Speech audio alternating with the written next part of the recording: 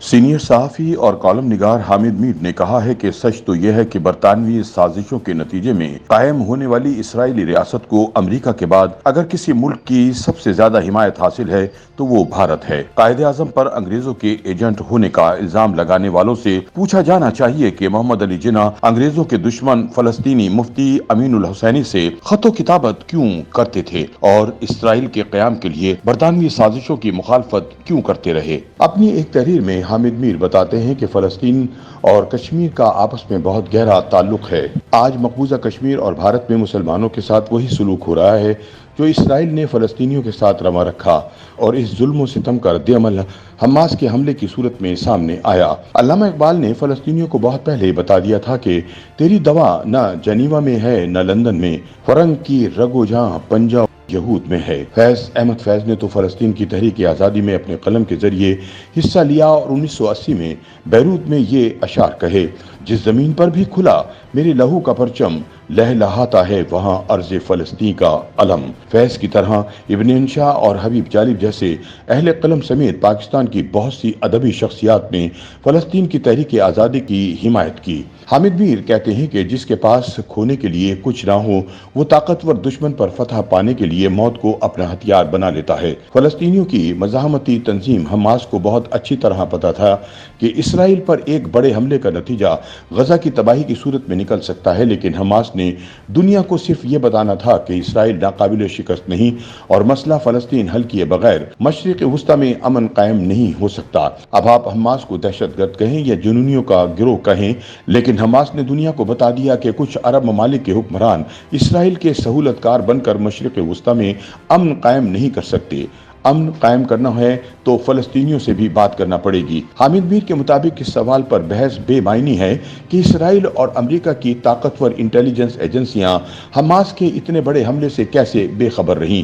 Hamas کی تاریخ یہ بتاتی ہے کہ شیخ احمد یاسین نے تنظیم آزادی فلسطین PLO کے سربراہ یاسر عرفات سے مایوسی کے بعد حماس قائم کی تھی۔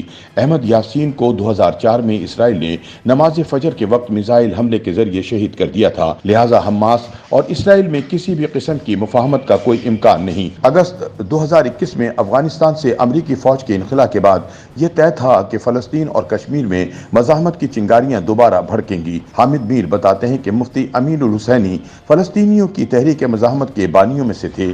مفتی اعظم فلسطین کی حیثیت سے انہوں نے علامہ اقبال، قائد اعظم اور مولانا محمد علی جوہر سمیت بر صغیر کے کئی مسلمان رہنماؤں کو مسئلہ فلسطین کی اہمیت سے آشنا کیا۔ 2006 میں امریکی CIA نے ان کے بارے میں ایک خفیہ رپورٹ کو ڈی کلاسیفائی کیا جو 1951 میں تیار کی گئی تھی۔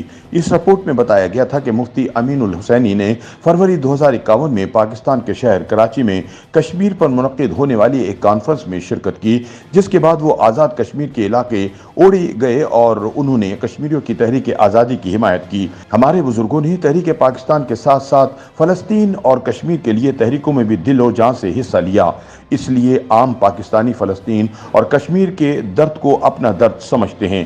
علامہ اقبال نے 3 جولائی 1937 کو اپنے ایک تفصیلی بیان میں کہا تھا کہ عربوں کو چاہیے کہ اپنے قومی مسائل پر غور و فکر کرتے وقت اپنے بادشاہوں کے مشوروں پر اعتماد نہ کریں، کیونکہ یہ بادشاہ اپنے ضمیر اور ایمان کی روشنی میں فلسطین کے متعلق کسی صحیح فیصلے پر نہیں پہنچ سکتے۔ قائد اعظم نے 15 ستمبر 1937 کو مسلم لیگ کے سالانہ اجلاس منعقدہ لکھنؤ میں مسئلہ فلسطین پر تقریر کرتے ہوئے برطانیہ کو دغاباز قرار دیا تھا۔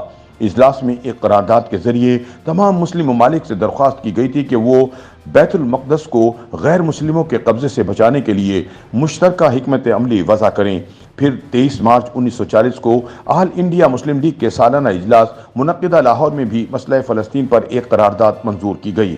حامد میر کہتے ہیں کہ ان حقائق کو ان صاحبان کی توجہ کے لیے بیان کیا جا رہا ہے جو دعویٰ کرتے تھے کہ قیام پاکستان تو دراصل انگریزوں کی سازش تھی اور قائد اعظم نے 23 مارچ کی قرارداد انگریزوں سے تیار کرائی۔ اگر قائد اعظم انگریزوں کے ایجنٹ تھے تو انگریزوں کے دشمن مفتی امین الحسینی سے خط و کتابت کیوں کرتے تھے اور اسرائیل کے قیام کے لیے برطانوی سازشوں کی مخالفت کیوں کرتے رہے؟ YouTube पर गूगली न्यूज देखने के लिए youtube.com की सर्च बार में गूगली न्यूज टीवी टाइप करें। गूगली न्यूज के पेज पर सुर्ख रंग के सब्सक्रिप्शन वाले बटन पर क्लिक करना ना भूलिए। YouTube पेज पर अपलोड होने वाली वीडियो से बाखबर रहने के लिए बेल आइकन पर क्लिक कीजिए। आपको हर नई वीडियो के बारे में नोटिफिकेशन मौसूल हो जाएगा।